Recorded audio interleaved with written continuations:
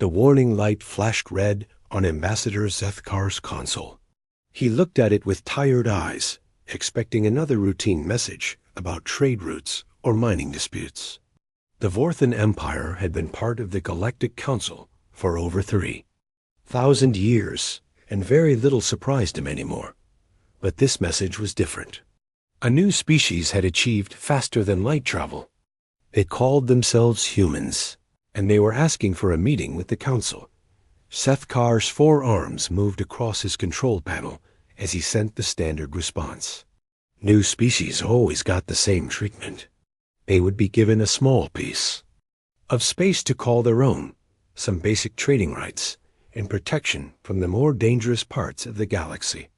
In return, they would follow Council rules and stay quiet. The Council chamber was huge, with walls made of crystal that reached up so high they disappeared into shadows.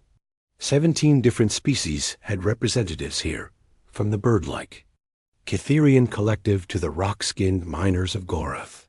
They all sat in their special chairs, designed for their different body types. High Chancellor Vexthil sat at the center of it all. His blue skin had the patterns that showed his high rank among the Cytherians. He barely looked up from his datapad when the message about the humans arrived.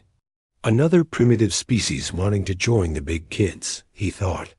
How boring. Human ship arrived 3 days later. It was small compared to the massive Council station, and it looked simple. The metal hull was plain gray, with no fancy decorations or energy shields that sparkled in the light. Some of the younger Council members laughed when they saw it through the viewing screens. "Look at that tiny thing," said Representative Korth from the Zelani Federation. "My personal transport is bigger than their whole ship." "Primitive," agreed Minister Drake Thull from the Korath Mining Guild. "They probably still use chemical rockets to get around their home system." But Ambassador Zethkar noticed something the others missed. The human ship moved with purpose. It didn't waste energy on flashy maneuvers or showing off. It simply flew to the docking bay in a straight line, landed perfectly, and powered down its engines. Captain Jake Morrison stepped off the human ship first. He was tall for his species, with brown hair and calm green eyes. He wore a simple blue uniform with no medals or fancy decorations. Behind him came Dr. Lisa Carter, a woman with short blonde hair and glasses, carrying a small bag of equipment. Last was Commander Ryan Hughes, a man with gray hair and scars on his hands that spoke of real fighting experience. The 3 humans walked through the docking bay without gawking at the alien technology around them. Other new species usually stopped to stare at everything, taking pictures and asking excited questions. The humans just looked around once, nodded to each other, and kept walking. They were met by Protocol Officer Yinth, a tall creature with too many joints in his arms and legs. Yinth had done this job for over 200 years, and he knew exactly what to say. "Welcome to the Galactic Council Station," Yinth said in perfect English. The translation device in his throat made his voice sound mechanical. "I am here, too. Guide you through the integration process." "Thank you," Captain Morrison replied. His voice was steady and polite. "We appreciate your help." Yinth led them through the station's corridors, past shops and restaurants filled with dozens of different alien species. He pointed out the important locations and explained the basic rules. The humans listened carefully, but didn't seem amazed by what they saw. "Most new species find this overwhelming," Yinth commented as they passed a group of crystal beings from the outer rim. "It's impressive," Dr. Carter said. "But we've been watching your broadcasts for 50 years. We had a good idea what to expect." Yinth stopped walking, watching their broadcasts. That was impossible. The Council's communication networks were protected by the best encryption in the galaxy. No primitive species could break those codes. "You've been watching us?" he asked. "Of course," Commander Hughes said. "We're not idiots. When we detected your signals, we spent decades learning your languages, and studying your cultures. We didn't want to come here unprepared. The council chamber fell silent when the humans entered. 17 different species turned to look at the newcomers, and most of them were not impressed. The humans looked weak compared to the armored Korath or the towering Vorthans. Their clothes were simple, their technology was basic, and they carried weapons that looked like toys. High Chancellor Vexthul finally looked up from his datapad. Representatives of the species called humans, he said in his high singing voice. You have achieved faster than light travel and requested to join the galactic community. This is adequate. Captain Morrison stepped forward. Thank you, High Chancellor. We're honored to be here. Yes, yes, Vexthul waved one of his feathered hands. Now we have prepared the standard package for new species. You will be given System 447B in the Outer Rim for your people to colonize. You may trade with approved council members, and you will be protected by the Galactic Defense Force. In return, you will follow all council regulations and pay the standard taxes. The other council members nodded. This was how it always worked. The new species would be grateful for the council's generosity and accept whatever they were offered. But Captain Morrison didn't look grateful. He looked thoughtful. That's very generous, he said slowly. But we'd like to propose something different. A chamber became even quieter. No new species had ever tried to negotiate with the council before. Different? Vexthul's voice rose. Higher. What do you mean, different? We'd like to be treated as equals, Morrison said. We'll accept a home system, but we want to choose it ourselves. We'll trade with whoever we want, and we'll handle our own defense. We don't need protection. Representative. Korth laughed out loud. You don't need protection? Do you have any idea what's out there? The Krillian swarm alone could destroy your entire species in a day. We'll take our chances, Commander Hughes said. Minister Drakethul leaned forward in his stone chair. Your weapons are primitive. Your ships are slow. Your technology is centuries behind ours. How do you expect to survive without council protection? Dr. Carter adjusted her glasses. We've survived this long. On one planet with no real threats, Drakethul replied. Space is different. Space is dangerous. So is Earth, Morrison said. Quietly, we had wars that killed millions. We had diseases that wiped out entire populations. We had natural disasters that destroyed whole cities. We learned to survive by being smart, not by being protected. High Chancellor Vexthul stood up from his chair, his blue feathers ruffled with annoyance.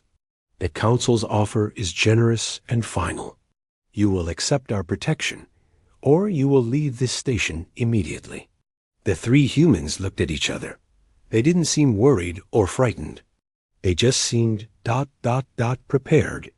We understand, Captain Morrison said, but we respectfully decline your offer. We'll find our own way in the galaxy. The chamber erupted in noise. Some council members were angry, others were confused, and a few were actually curious. No species had ever said no to the council before. As the humans turned to leave, Ambassador Zethkar found himself wondering if the council had just made a very big mistake. 3 weeks after the humans left the council station, reports started coming in. The newcomers had not gone home as expected. Instead, they had set up a small base in an empty system near the Outer Rim. They were building something, but the council's long-range sensors couldn't tell what. High Chancellor Vexthul was not pleased. They refused our generous offer, he said during the weekly council meeting. Now they're squatting in unclaimed space like pirates. Perhaps we should send a patrol to remove them, suggested Minister Drakethul. A show of force might help them understand their place. But Ambassador Zethkar had been thinking about the humans since their visit. Something about them bothered him, though he couldn't say what. Maybe we should wait and see what they do, he said. They didn't seem hostile, just independent. Independent. Species don't last long in this galaxy, Representative Korth said. They either join the Council or they disappear. What the Council didn't know was that the humans had been very busy for the past 50 years. While the Council thought they were just watching broadcasts, humanity had been doing much more. They had built secret listening posts in dead systems. They had cracked the Council's military codes. They had studied every species, every ship design, every battle tactic used in the past century. Dr. Lisa Carter sat in the human base's command center, reading reports from Earth's intelligence networks. The walls were covered with screens showing star maps, ship movements, and intercepts of Council communications. It looked more like a military operation than a diplomatic mission. The Zelani Federation is having another trade dispute with the Korth Mining Guild, she told Captain Morrison. Same old argument about mining rights in the Kepler Nebula. Morrison nodded. How long has this been going on? 47 years? Dr. Carter replied. The Council keeps promising to solve it, but they never actually do anything. They just let both sides argue while they take a cut of the profits. Commander Hughes looked up from his tactical display. The Krillian swarm is moving again. 3 fleets just left their breeding worlds and headed toward the outer rim. The Council knows about this? Morrison asked. They know, Hughes said, but they're not doing anything. Standard Council policy is to let the swarm attack the outer worlds first. Gives them time to prepare their defenses around the core systems.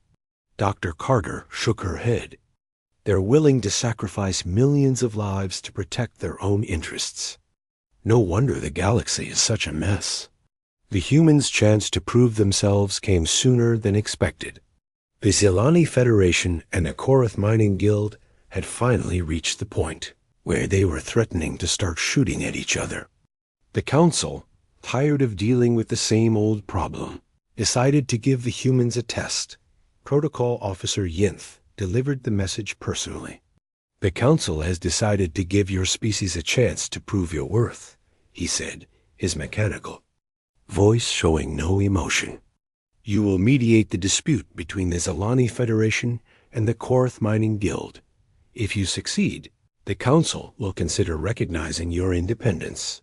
If you fail, you will accept Council protection and supervision. Captain Morrison smiled. We accept. Lieutenant Colonel Amy Peters led the human mediation team. She was a small woman with red hair and sharp blue eyes that seemed to see everything. With her were negotiator Steve Walsh, a man who had spent 20 years solving conflicts on Earth, and technical specialist Katie Brooks, who could make any computer system do what she wanted. The mediation was supposed to take place on a neutral station between Zelani and Korth space. But when the humans arrived, they found both sides already arguing. The Kepler Nebula belongs to the Zelani Federation, declared Ambassador Vorth, a tall being with golden skin and 6 arms. We discovered it first. Discovery means nothing. Without development, Minister Grok replied.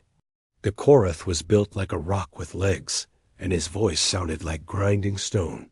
We've been mining there for decades. The two sides had been having the same argument for so long that they both knew each other's lines by heart. They weren't really trying to solve the problem anymore. They were just going through the motions. Amy Peters listened to both sides for exactly 1 hour. Then she stood up and said, "Stop." Both ambassadors looked at her in surprise. New species were supposed to be humble and respectful, not commanding. You're not really fighting about the nebula, Peters said. You're fighting about something else entirely. What do you mean? Ambassador Vorth asked. Katie Brooks had been busy with her portable computer. According to the shipping records I just accessed, the Zelani Federation doesn't actually want to mine the Kepler Nebula. You want to build a military base there.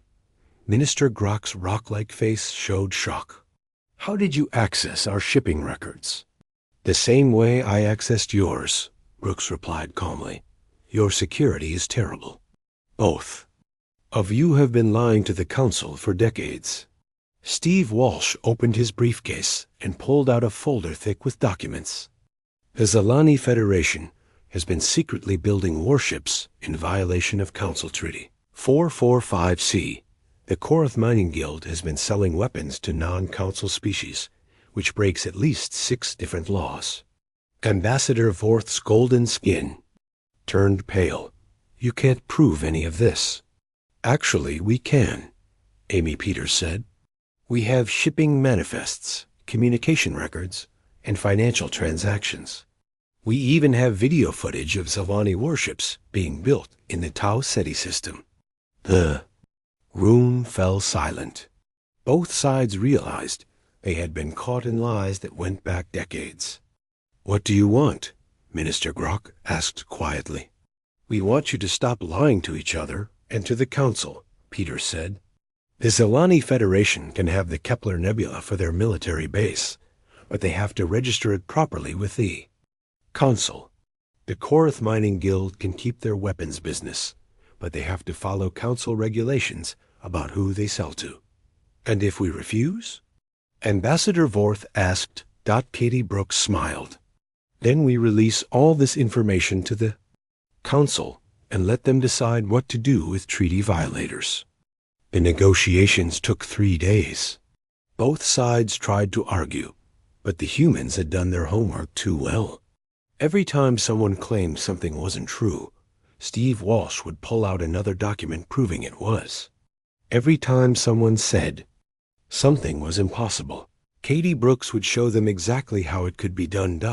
By the end of the 3rd day, both sides had signed a new agreement. The Zalani Federation would get their military base properly registered and inspected. The Korath Mining Guild would get exclusive mining rights to 3 other systems in exchange for following Council weapons regulations. But the humans weren't done. Amy Peters had one more surprise. While we were investigating your dispute, we found something else, she said. Someone has been taking bribes to keep this conflict going. She placed a data pad on the table. Council Representative Horth has been receiving payments from both sides to make sure this dispute never gets resolved. He's been stealing money from the mediation fund and selling information to outside parties. Ambassador Vorth stared at the evidence. Representative Horth? But he's been on the Council for over a century. Which is probably why he thought he wouldn't get caught, Steve Walsh said. Corruption is easier when people trust you. The news of the human success spread quickly through the Council. Not only had they solved a dispute that had lasted 47 years, but they had also uncovered a corruption network that reached into the Council itself. High Chancellor Vexthal was forced to call an emergency session. Representative Horth was arrested and removed from his position. The Zalani Federation and Korath Mining Guild both sent formal thanks to the Council for providing such effective mediation, but the Council members were not happy. They had expected the humans to fail, or at least to take months to reach a solution. Instead, the newcomers had solved everything in 3 days and made the Council look incompetent in the process. How did they do it? Representative Korth asked during the closed session. They're supposed to be primitive.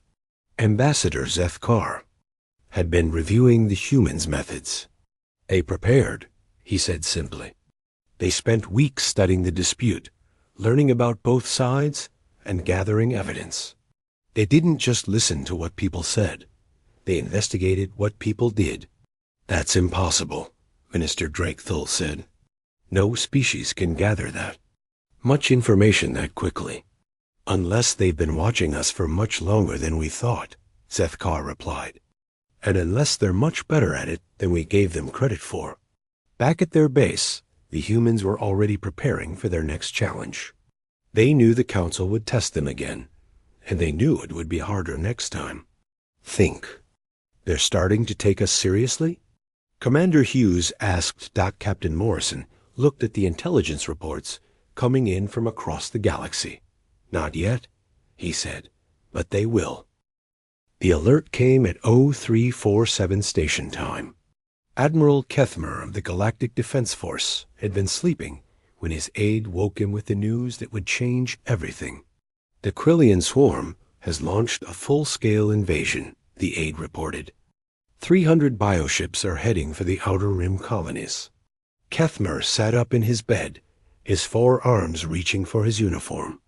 The Krillian swarm only attacked every 30 to 40 years, but when they did, whole systems would die.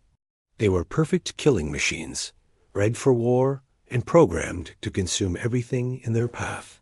"How long until they reach the first colony?" he asked. 18 hours, sir?" Kethmer nodded. The Council had planned for this. They would evacuate the most important outer worlds and let the swarm take the rest.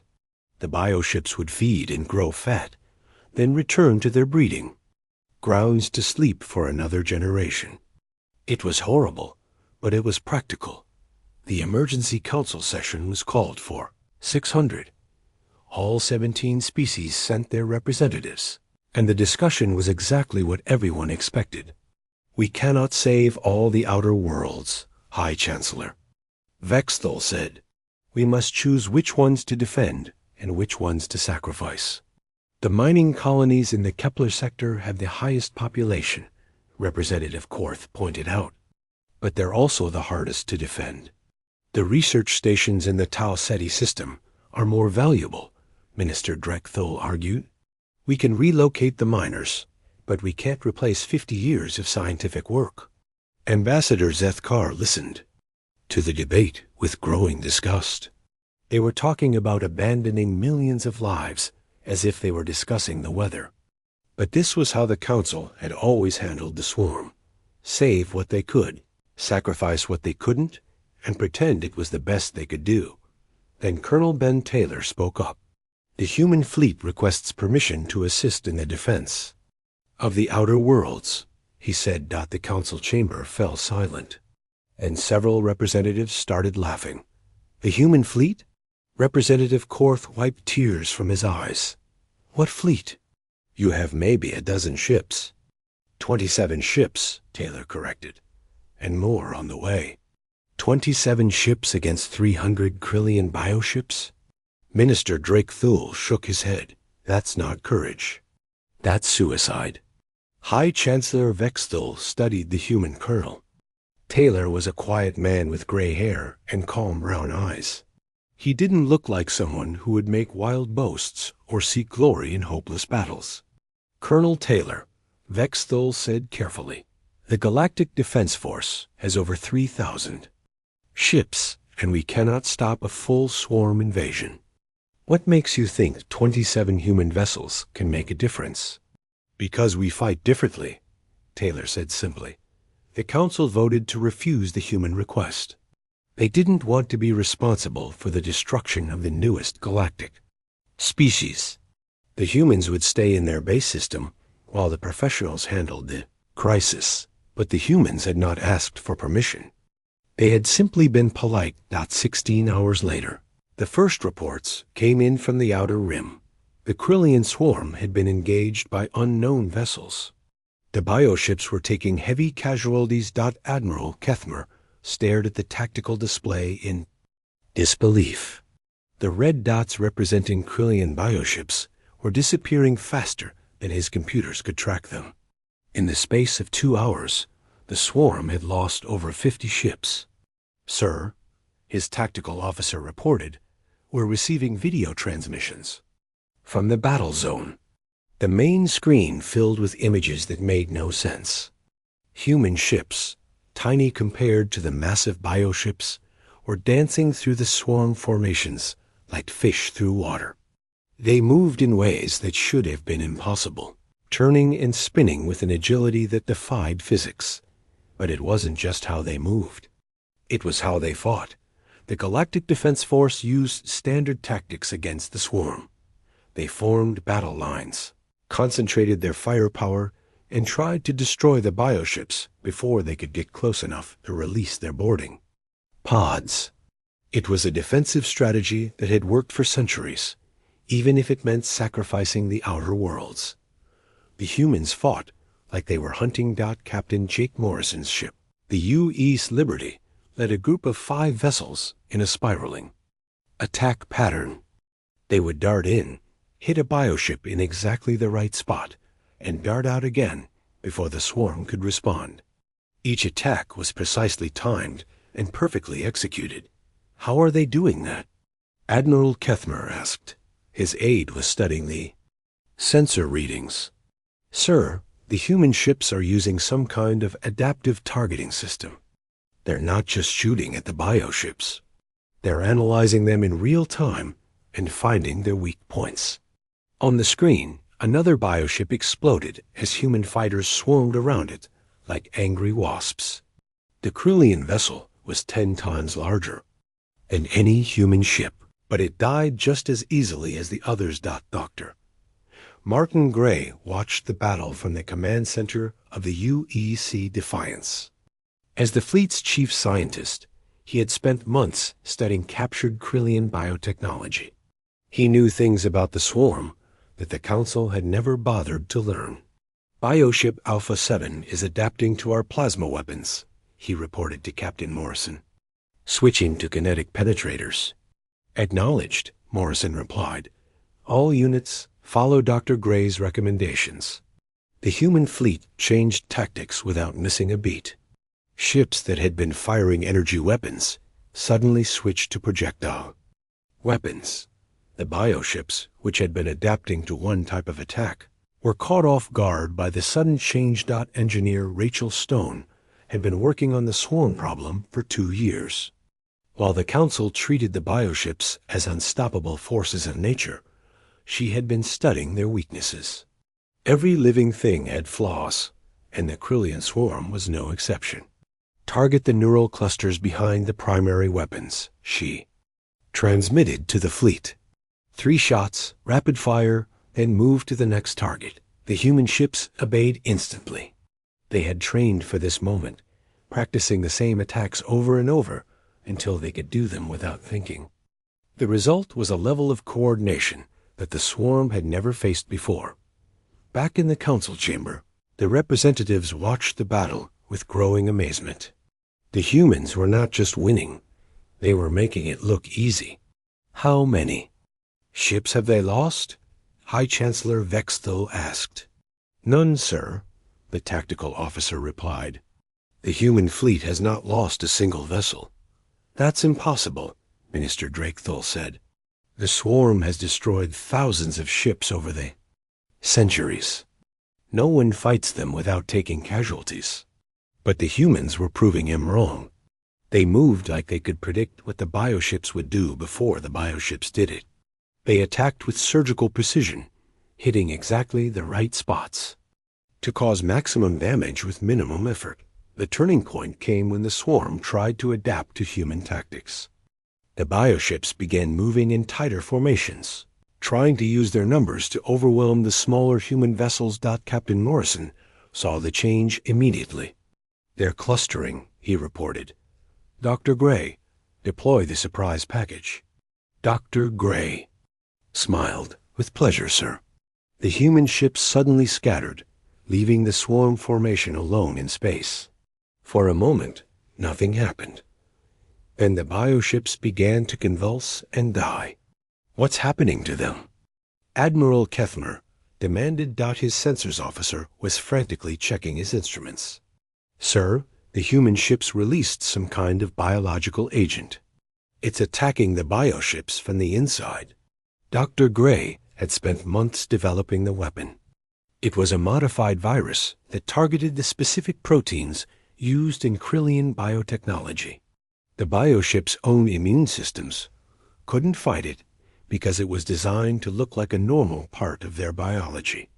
Within an hour, the entire swarm formation was dead. The council sat in stunned silence as the reports came in. 300 Krullian bioships, the largest invasion force in recorded history, had been destroyed by 27 human vessels. The humans had not lost a single ship or taken any casualties. How? Representative Korth whispered. Colonel Taylor stood up from his chair. We prepared, he said. We studied the swarm for 50 years. We learned their weaknesses, developed countermeasures, and trained our people to fight them effectively. But the swarm has been unbeatable for millennia, Minister Drakethul protested. They've destroyed entire civilizations. They've destroyed civilizations that fought them the same way every time, Taylor replied. We fought them differently. Ambassador Zithkar finally understood what had been bothering him about the humans. They didn't think like other species. They didn't accept that some things were impossible or that certain enemies couldn't be defeated. You've been planning this since you first arrived, he said. We've been planning this since we first detected your signals, Taylor corrected. We knew about the swarm threat before we ever left Earth. We came here prepared to deal with it. High Chancellor Vexthul looked at the tactical display showing the wreckage of the swarm fleet. And the biological weapon? Completely harmless. To all council species, Dr. Gray reported. We tested it thoroughly. It only affects Krillian biotechnology. The council members looked at each other with new understanding. The humans had not just defeated the swarm. They had done it without putting any council species at risk. They had been thinking about galactic security from the moment they arrived. Why didn't you tell us you had this capability? Vexthul asked Captain. Morrison's image appeared on the communication screen. Beck. The emergency council session was called for 0800 the morning after the swarm's defeat. For the first time in galactic history, the council had to completely reevaluate everything they thought they knew about a species they had already classified high. Chancellor Vexthul sat at the head of the great crystal table, his blue feathers dulled with stress. Around him, the 17 species that had ruled the galaxy for millennia looked confused and frightened. The humans had shattered their understanding of how the universe worked. We need answers, Vexthul said simply. Intelligence Director Korth will present his findings. Intelligence Director Alan Foster entered the chamber with a thick folder of documents. He was a tall man with silver hair and the kind of calm confidence that came from knowing exactly what he was talking about. Behind him walked 2 assistants carrying datapads and holographic projectors. Members of the council, Foster began. My team has spent the past week analyzing human capabilities. What we found will change how we think about this species forever. He activated a holographic display showing a star map of human space. The humans did not just achieve faster-than-light travel. They developed it independently, without any outside help or guidance. This alone makes them unique among the 800 species we have encountered. Representative Korth leaned forward. That's impossible. Every species needs help to make the jump to FTL travel. Every species except humans, Foster replied. They did it by studying our communications for 50 years and reverse engineering our technology. But they didn't just copy what we did. They improved on it. The hologram changed to show technical diagrams of human ships. Human FTL drives are actually more efficient than our own. They use 30% less energy and can travel 20% faster. They also have something we don't have, the ability to jump without fixed navigation beacons. Minister Drakethul's stone face showed shock. Navigation beacons have been required for safe FTL travel for 3,000 years. For us, yes, Foster said. But humans developed their own navigation system based on quantum entanglement. They can go anywhere in the galaxy without needing our infrastructure. Ambassador Zithkar felt a chill run down his spine. A council controlled the galaxy by controlling the FTL navigation network. If humans could travel without it, they were truly independent. Foster continued his presentation.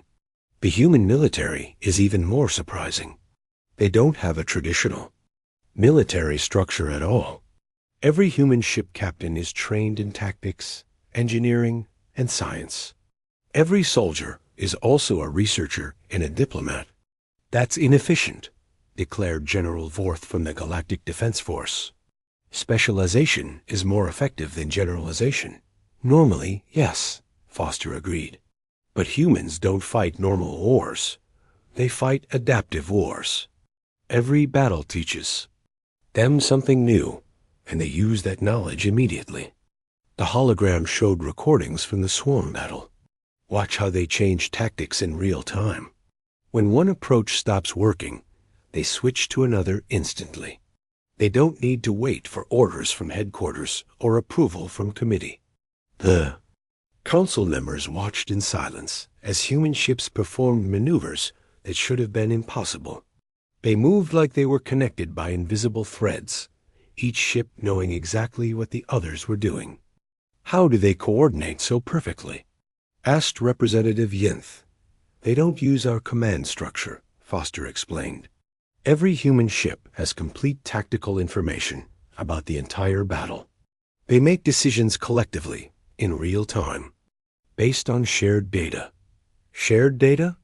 Vextil asked. Every human ship is connected to every other human ship through quantum communication links. They share sensor data, tactical analysis, and damage reports instantly. It's like fighting a single opponent with hundreds of bodies. The implications were staggering. The Council's military doctrine was based on rigid command structures and specialized roles. The humans had created something completely different, a military that could think and adapt as a single organism. Foster activated another hologram. But their most dangerous capability is their intelligence network. They have been watching us for 50 years, and they know things about us that we don't know about ourselves. What do you mean? Minister Drakethul asked. They know about our weapons, our ship designs, our battle tactics, and our political weaknesses. They have detailed psychological profiles of every council member.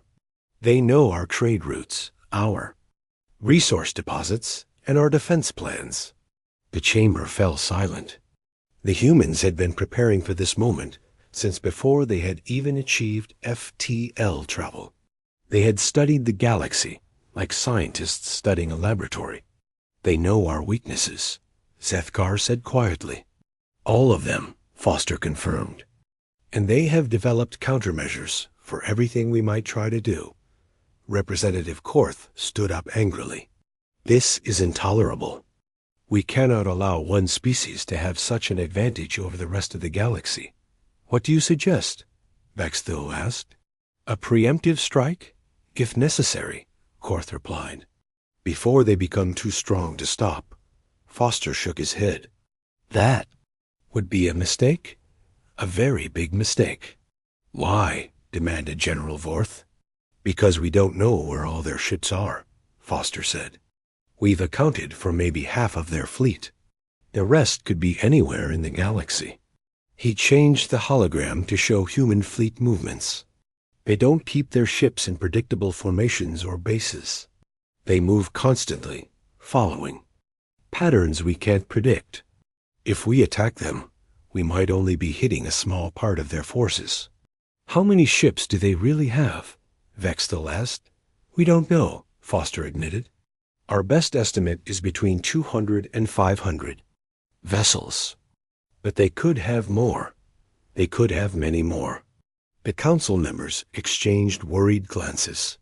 The humans had been building their fleet in secret for decades.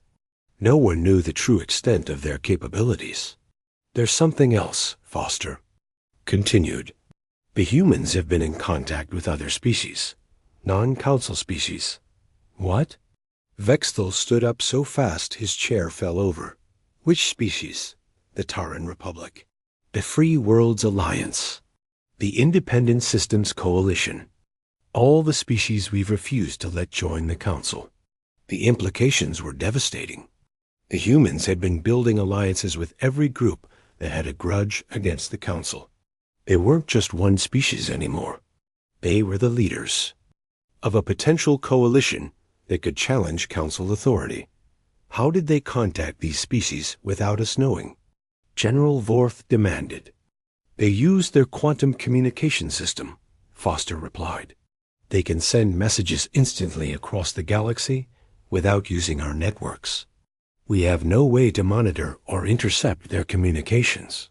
Ambassador Zethkar understood now why the humans had seemed so confident. They weren't just one small species asking to join the galactic community. They were the center of a new galactic community that didn't need the Council's permission. What do they want? He asked. Foster consulted his notes. That's the strange part. They don't seem to want to conquer or destroy the Council. They want to change it. Change it how? Vexthil asked. They want the Council to actually work, Foster said.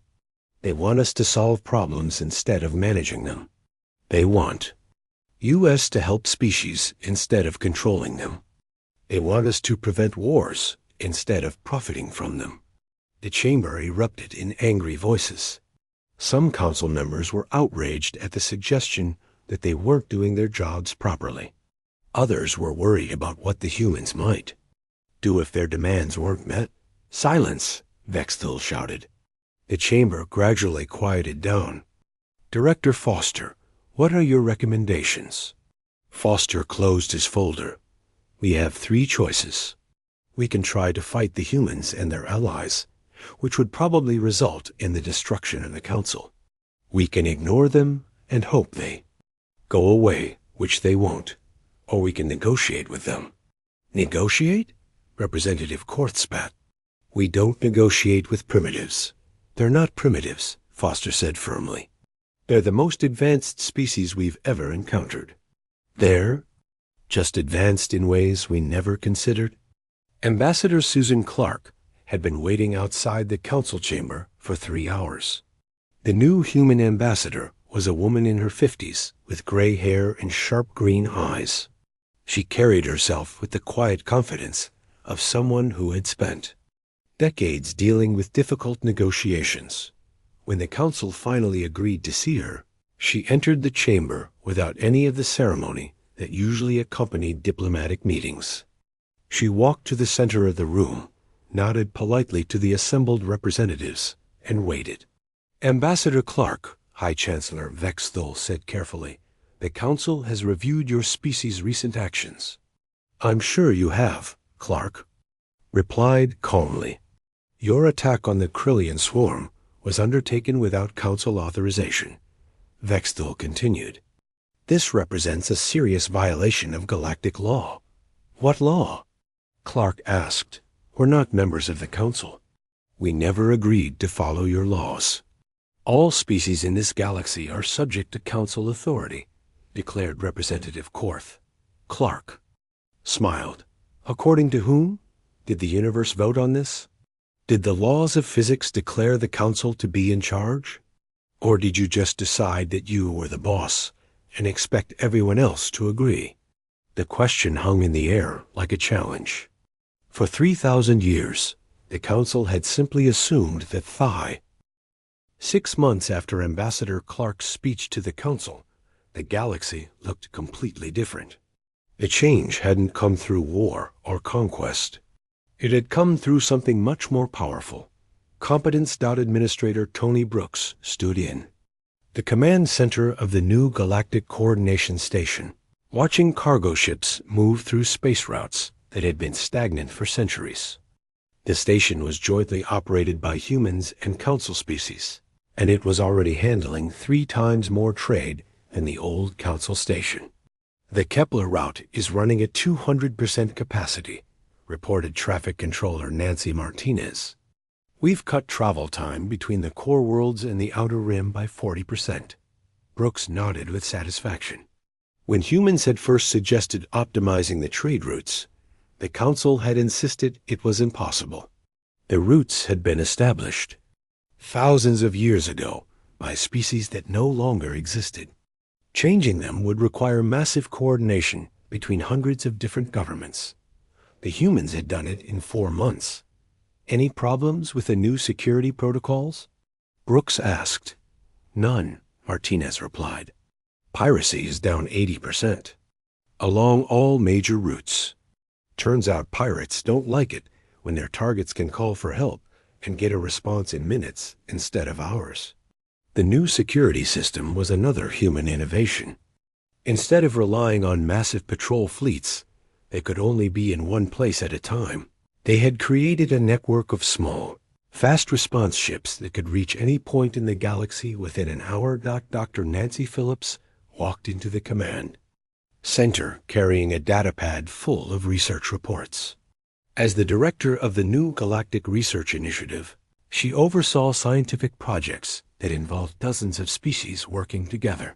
The Antarian plague has been cured, she announced. The joint medical team from Earth, Vorth, and Kepler developed a treatment that works on all 3 affected species. How long did it take? Brooks asked. 6 weeks, Phillips replied. The old council system would have taken 6 years to approve the research, let alone complete it. The Antarian plague had been killing people for over a century. The council had been studying it for just as long, making slow progress through committees and bureaucracy. The human approach was simpler. Put the best minds from multiple species in the same room and let them work together without interference. Captain Jake Morrison's replacement, Admiral Chris Hamilton, entered the command center with news from the military side of operations. Hamilton was a younger man with black hair and the kind of calm presence that made people trust him instantly. The Korath rebellion has ended, he reported. The miners have agreed to return to work in exchange for better safety standards and fair representation in the mining guild. Any violence? Brooks asked. None, Hamilton replied. The negotiation team from the diplomatic corps resolved everything in 3 days. The new diplomatic corps was made up of humans and council species working together. They specialized in solving problems before they became conflicts. The Korath situation would have traditionally been handled by sending in the Galactic Defense Force to suppress the rebellion. Instead, they had sent in negotiators who actually listened to what the miners wanted. Speaking of the Defense Force, Hamilton continued, Admiral Kethmer wants to know if we're ready for the next phase of military integration. Brooks looked at the tactical display showing fleet positions across the galaxy. Human ships and council. Vessels were training together, sharing technology and tactics. It was the first time in galactic history that different species had truly integrated their military forces. How are the joint training exercises going? He asked. Better than expected, Hamilton replied. The Vorthan crews are adapting well to human tactical doctrine.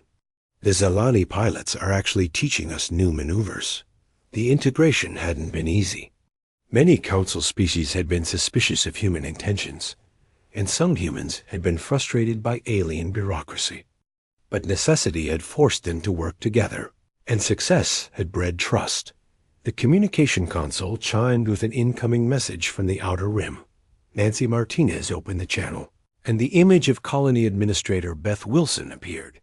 On the screen, Tony, we've got good news from the frontier, Wilson reported. The Tau Ceti colony is now self-sufficient for food production. The agricultural program you designed is working perfectly. What about the other colonies? Brooks asked. All 17 frontier colonies are ahead of schedule. The new terraforming techniques are incredibly effective. We're seeing crop yields that are 50% higher than projections. The frontier colonies had been struggling for decades under the old council system. They were given basic supplies and left to fend for themselves. The human approach was different. They provided advanced technology, expert advice, and ongoing support. The result was thriving communities instead of desperate outposts. High Chancellor Vex Thill appeared on another communication channel. Kitherian leader looked tired but hopeful. Over the past 6 months, he had watched his worst fears and his greatest hopes come true at the same time. Administrator Brooks, Vex Thill said formally, I'm calling to inform you that the Council has voted to approve the new Galactic Constitution. Brooks felt a surge of satisfaction. The new constitution had been debated for months. It established a truly representative government where every species had a voice, not just the old council members. It also created new institutions focused on solving problems rather than managing them. What was the final vote? Brooks asked. Unanimous, Vextil replied. Even the species that were initially opposed have come around. The results speak for themselves. The results were indeed impressive. Galactic trade was at an all-time high. Conflicts were being resolved faster and more peacefully than ever before. Scientific progress had accelerated dramatically. Even the old council members had to admit that the new system worked better than the old one. There is one more thing, Vextil continued. The council has voted to offer humanity permanent membership. In the new Galactic Assembly, you would have equal representation with all other founding members. Brooks smiled. Thank you, High Chancellor. We're honored to accept. I must ask, Vextil said hesitantly, what happens now? You've achieved everything you set out to do. The galaxy is more peaceful and prosperous than it has been in millennia. What are humanity's plans for the future? It was a question that many species had been asking. The humans had arrived like a storm, changed everything, and then settled into the new system as if they had always been part of it. But everyone knew that humans were explorers at heart. We keep exploring, Brooks said simply. There are other galaxies out there, other civilizations that might need help. The universe is a big place. You're planning to leave? Vexthal asked, and there was genuine concern in his voice. Not leave, Brooks corrected. Expand. This galaxy will always be our home. But now that it's stable and prosperous, some of us want to see what else is out there. Dr. Phillips looked up from her reports. The Long-Range Exploration Project has already identified 17 potentially habitable galaxies within 1,000 light years. 3 of them show signs of intelligent life. New species to meet, Admiral Hamilton added. New problems to solve. New friends to make. Vexthal nodded slowly. Will you share what you learn? Of course, Brooks replied. That's what partners do. As the communication ended, Brooks looked around the command center at the humans and aliens working together. 6 months ago, most of these species had never spoken to each other. Now they were solving problems that had plagued the galaxy for centuries. Status report, he called out. Trade routes running smoothly, Martinez reported. Medical research ahead of schedule, Phillips added. Military integration proceeding on time, Hamilton confirmed. Frontier colonies exceeding all expectations, Wilson said from her remote location. Brooks nodded with satisfaction. The galaxy was working the way it was supposed to work. Species were cooperating instead of competing. Problems were being solved instead of managed. Progress was being made instead of prevented. Ambassador Susan Clark entered the command center with a group of visiting dignitaries from newly contacted species. They were representatives from the Independent Systems Coalition, the Free Worlds Alliance, and several other groups that had been excluded from the old council. Ambassador Clark, Brooks greeted her. How are our new friends settling in? Very well, Clark replied. The transition to the new government structure has been smoother than anyone expected. Even the most skeptical species are starting to see the benefits of cooperation over competition. One of the visiting dignitaries, a tall being with silver skin and multiple eyes, stepped forward. Administrator Brooks, I am Speaker Zenitheth of the Crystal Worlds. My people have been independent for over 2 millennia. We never thought we would join any galactic government. What changed your mind? Brooks asked. Results, Zenitheth replied simply. We watched what happened when humans and the council started working together. We saw trade increase, conflicts decrease, and problems get solved. We decided we wanted to be part of that. It was a common story. Species across the galaxy had watched the transformation with amazement. Many had initially, been suspicious of human intentions, but actions spoke louder than words. When the humans proved they really did want to help Rat,